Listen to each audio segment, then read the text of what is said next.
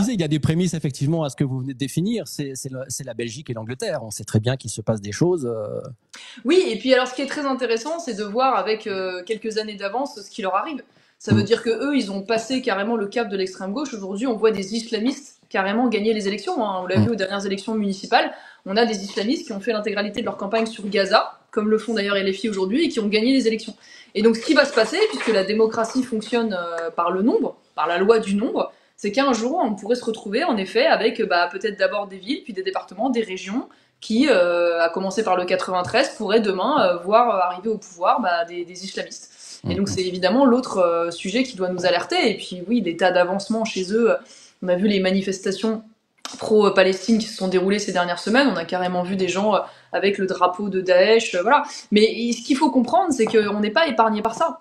Aujourd'hui, on a des organisations en France, je pense notamment aux Frères musulmans. Frères musulmans, pour que tout le monde comprenne, c'est une confrérie secrète islamiste qui sévissent en France, qui ont des associations, qui ont des relais d'influence, qui ont des mosquées, qui ont des prédicateurs.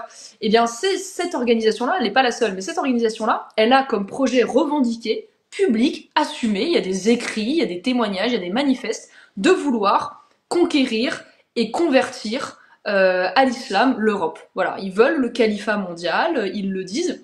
Et donc, ce qu'ils veulent pour nous, c'est la conversion, c'est la soumission.